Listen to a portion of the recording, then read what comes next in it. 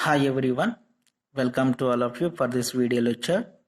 Myself, M. Krishna, working as Assistant Professor in EEE Department, St. Peter's Engineering College.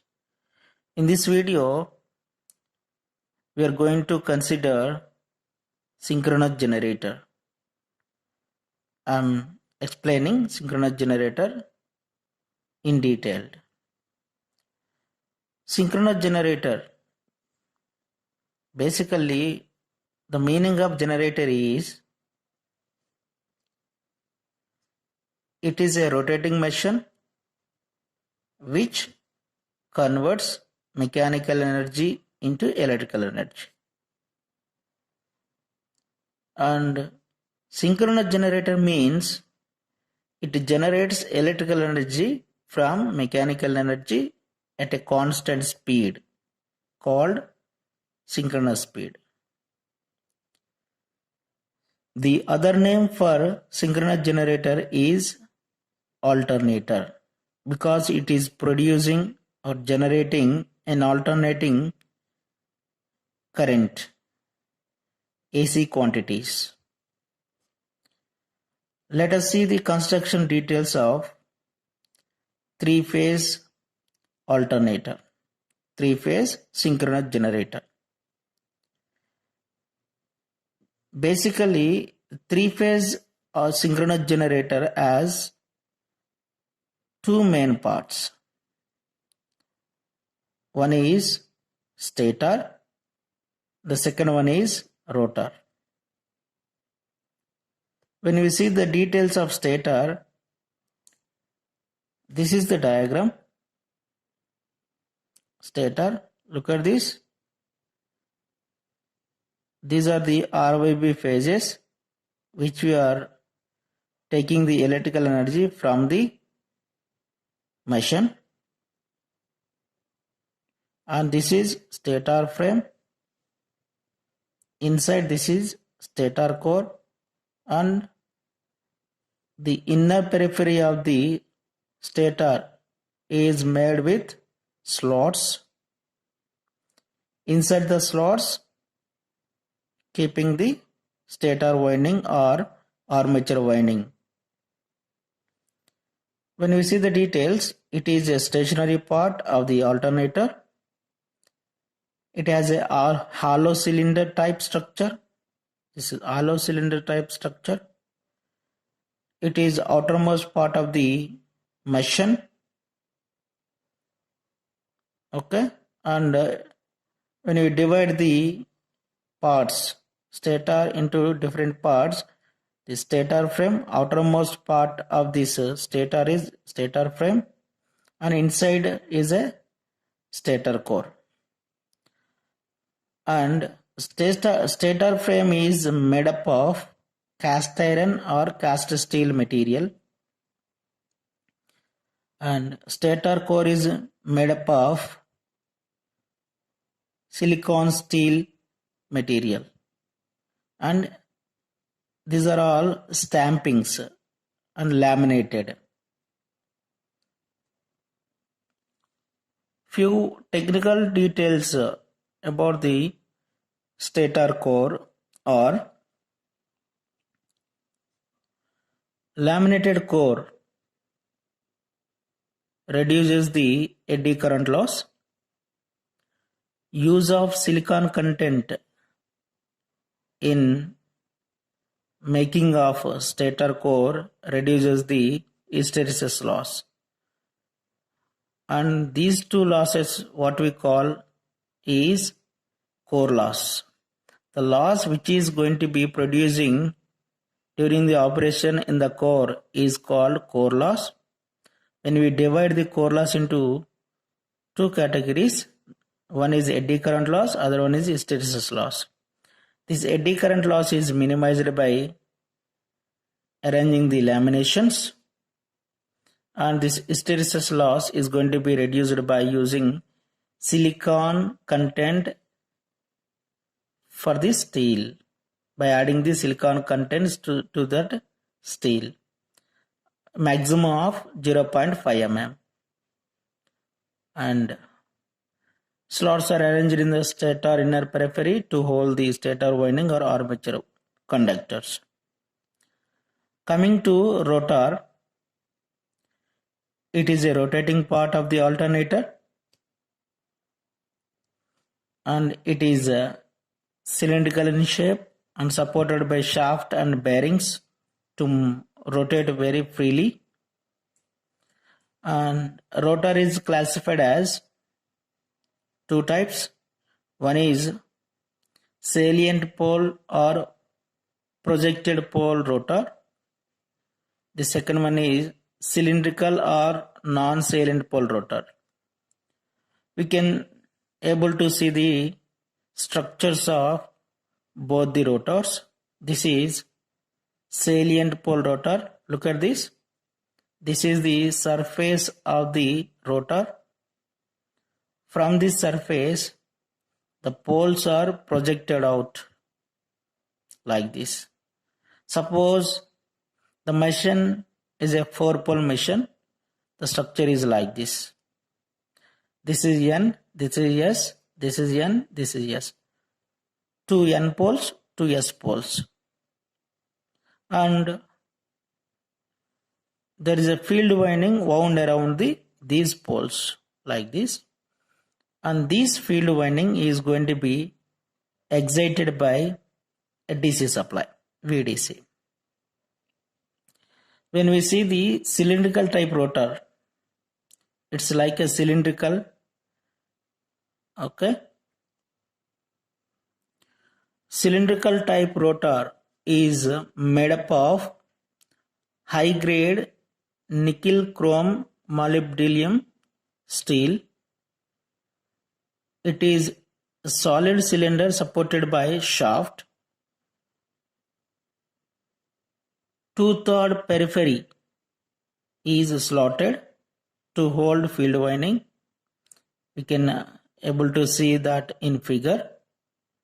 1/3 of the periphery is unslotted and it is acting like a magnetic poles when field winding is supplied by a DC source.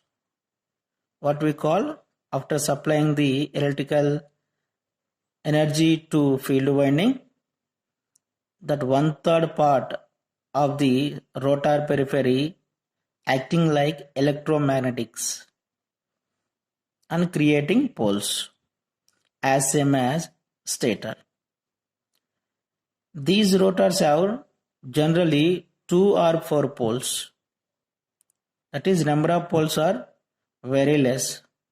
So they are used for, these are used or suitable for high speed rotations. High speed rotations. Look at the relation between speed, frequency and poles. N is equal to 120 F by P, where N is equal to synchronous speed in RPM. F is equal to frequency of the electrical energy which we are going to get as output. P is the number of poles which the stator or rotor having. So generally this F is we are maintaining constant, and number of poles, when the number of poles reduces, automatically the speed of the motor is very high. That's why it is using for high speed rotations like 1500, 3000, 3600 and above. Suppose F equal to 50 Hz for our Indian power system, and the number of poles are 2 for the generator, then the speed of the generator will be 3000 rpm and it is rotating with a constant speed called synchronous speed. If it is number of poles are 4, then speed of the generator will be 1500 rpm and it is a constant speed like that. And these are having the good applications These are used in superthermal power stations and nuclear power plants. When we see the working of alternator, it's very easy to understand. Basically, any machine, any rotating machine or any static machine in case of electrical engineering depends on the Faraday's laws, Lenz law, and Fleming's right hand rule, Fleming's left hand rule. These 5 laws are very important to understand the working of any electrical machine. Look at the diagram of generator. See, this is the shaft, and this is a rotor part, and as I said earlier, there are existing 2 poles for the rotor. This is north pole, this is south pole, and this is field winding that we are wound around the poles, and it is connected to slip rings and brush combination and bring out as like DC polarities. This is plus, this is minus. Through this, we are applying the DC supply to the field winding. There, the field winding carrying the current and getting the flux values. Then there is a creation of electromagnetic poles on the rotor. Like that. Look at this. These are the circles indicating here inner periphery of the stator. What we call this? This is armature winding or armature conductors. Okay. And once the armature conductor placed in a magnetic field which is produced by the DC supply and the rotations made by the rotor, and rotor is rotated by a prime mover, means here the mechanical energy is going to be giving to rotor through a prime mover, means we are going to rotating the rotor. That is the way we are applying the mechanical energy to the generator. See, the rotor is rotating, and the DC supply is applying to the field winding which is wound around these poles. Due to that, magnetic field is rotating. And these armature conductors which are there on the stator stationary. To apply the Faraday's law, then one is must be in moving condition, other one must be in stationary. When we see like that, our magnetic field produced by the rotor part is rotating, moving, but the conductors on the stator are stationary. Then Faraday's law takes place. What is Faraday's law? Whenever a conductor is placed in a magnetic field, an EMF induced in the conductor. Suppose let us take, this is one conductor. We are placing this conductor in the magnetic field. Magnetic field is rotating in the air gap. Air gap is between the rotating part and stationary part. This magnetic field cuts the conductors. Then an EMF is induced in this conductor. Same manner in the all other conductors in the armature circuit. Look at this. Second law of Faraday. Faraday's second law states that the magnitude of induced EMF in the conductor is directly proportional to the rate of change of flux linkages. Based on that, the maximum amount of EMF induced when there is a maximum rate of change of flux. Based on the instance, because the rotor is rotating, the induced EMF magnitude is going to be changing and getting an alternating value.